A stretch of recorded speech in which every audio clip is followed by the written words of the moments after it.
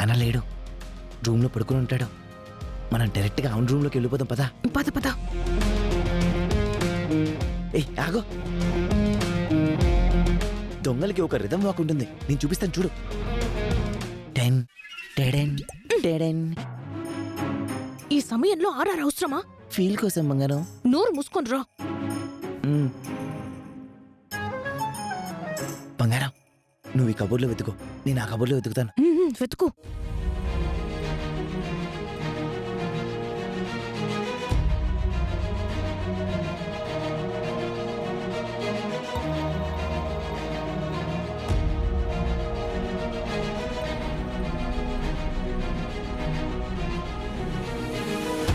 దొరికిందా?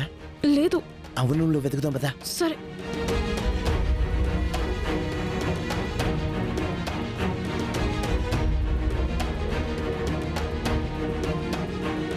బంగారం, ఇదే మేడం గారి రూమ్ అంతా వెతుకుదాం, ఇంచు కూడా వదలకూడదు.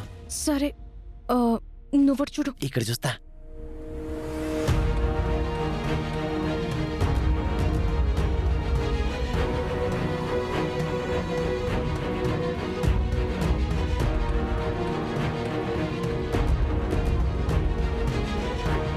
రేయ్, ఎవర్రా మీరు?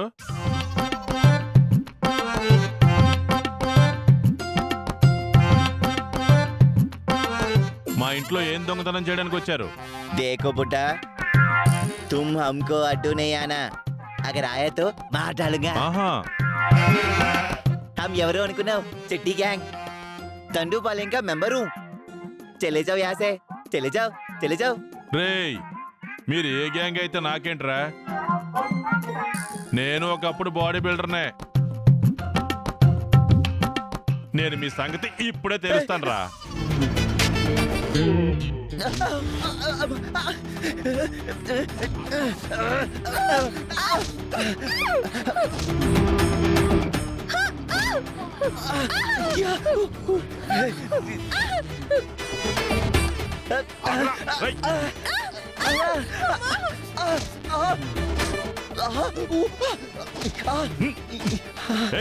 నువ్వేంటమ్మా?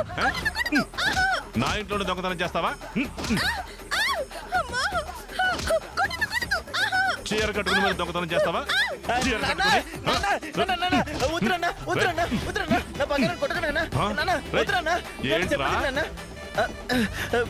ఇప్పటి వరకు దొంగలు అనుకున్నాను, ఇదిరా మీరు చేసేది? ముసుగు తీ ముసుగు. ఈ ఇంటి నుంచి ఏం పట్టుకుపోవాలని వచ్చారా? ఏం లేదన్న, ఇద్దరం తాగుడు ముద్దలు ఆడుకుంటూ లోనే వచ్చేసానన్నా, అదే ఏం లేదు. కథలు పడకుండా ఉన్నదన్నట్టు చెప్పకపోతే చెప్పు తీసుకుని కొడతాను మిమ్మల్ని. చెప్తా మామయ్య, మీరంతా పని చేయకండి. అవని ఆస్తి పేపర్లు ఎక్కడ దాచిందో చూద్దామని వచ్చాం. అసలు బుద్ధుందా మీకు? వాటిని అవని తీలేదనేసి ప్రమాణం కూడా చేసింది కదా. అయినా మీరు ఎలా అనుమానించగలుగుతున్నారు? ఏమో, అందరి దగ్గర అలా డ్రామాలు ఆడుతుందేమో, ఎవడికి తెలుసు. మీలా డ్రామాలు ఆడటం అవనికి తెలియదురా. ఇదంతా మీ ఆలోచనేనా లేకపోతే వేదవత ఆలోచన? ఆ ఇంటి దగ్గర తెలుసుకుందాం, రండి రండి. సంబంధం లేదన్నా, చెప్పేది విన్నా. అయ్యో మామయ్య, ఆగండి. నాన్న ప్లీజ్ అన్న. లేరా, అవును మామయ్య. నువ్వు మాట్లాడకు నువ్వు. అత్తయ్యకి ఈ విషయం చెప్పకండి. తిడుతుంది. వేదవతి బయటికి రా. ప్లీజ్ మామయ్య, వద్దు మామయ్య.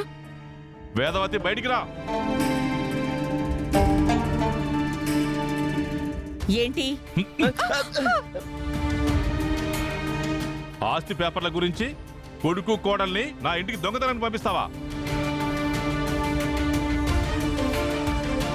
బుద్ధుందా నీకు? మతుందా నీకు? సిగ్గుందా అసలు నీకు? ఏం పనులివి? మర్యాదగా మాట్లాడండి. ఇష్టం వచ్చినట్టు వాగకండి. నేనెవ్వర్నీ పంపించలేదు, నాకేం తెలీదు. దొంగతనానికి పంపించేదానిలా కనిపిస్తున్నానా? నీకు తెలియకుండానే ఇదంతా జరిగిందంటే నేను నమ్మాలా? మీరు నమ్మకపోతే నాకొచ్చిన నష్టం ఏమీ లేదు. వాళ్ళ ఆస్తి వాళ్ళకి రావాలని వాళ్ళకుంటుంది కదా, అందుకే వచ్చినట్టున్నారు. అందులో తప్పే ఉంది? తప్పుల్ని చేసే వాళ్ళని సమర్థిస్తూ ఉండు. ఏదో ఒక రోజున నీ తల మీద కూడా బండరాయి వేస్తారు. అవని దగ్గర పేపర్ లేవన్నది ముమ్మాటికి నిజం. అవని గొప్పతనం గురించి నీకెప్పటికీ అర్థం కాదు. రేయ్, ఇంకొకసారి ఇలాంటి పిచ్చి వేషాలు వేశారంటే కాళ్ళు ఇరగొడతాను, జాగ్రత్త.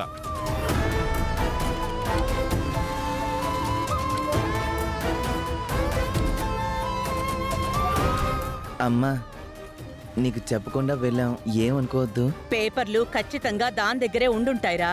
అవునమ్మా. మనల్ని ఇబ్బంది పెడుతూ తను ఆనందంగా ఉంది. ఆ గుడిలో చేయిస్తున్న యాగం ఏదోలా డిస్టర్బ్ అయిపోవాలి. అవును, పెద్దిరాజ్ బావేడి కనిపించడం లేదు. పని పాట లేకుండా ఎప్పుడు ఇక్కడే తిరుగుతుండేవాడు కదా. సమయం అయింది, ఇక యాగాన్ని మొదలు పెడదాం.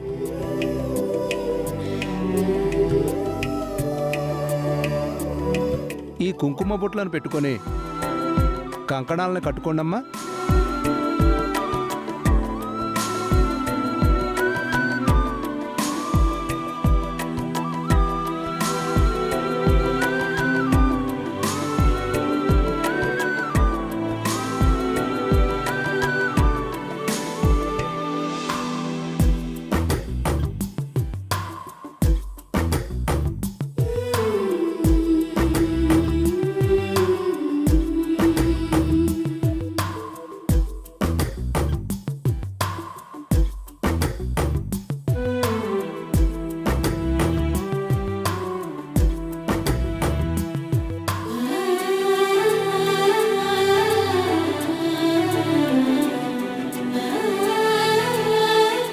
యాగం మొదలైపోతుంది.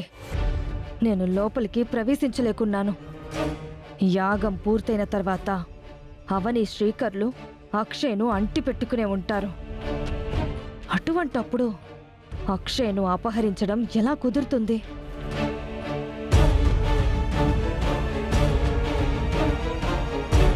అక్షయ్ను ఎత్తుకుపోవడానికి నాకు ఏ రూపంలో అవకాశం దొరుకుతుంది?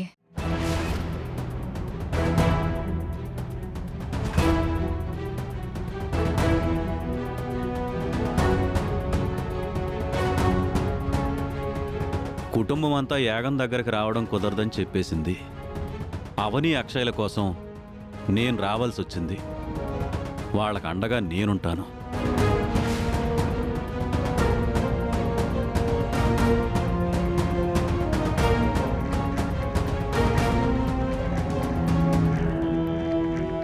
ఇతన్ని నేను ఓణీల పండగలో చూశాను.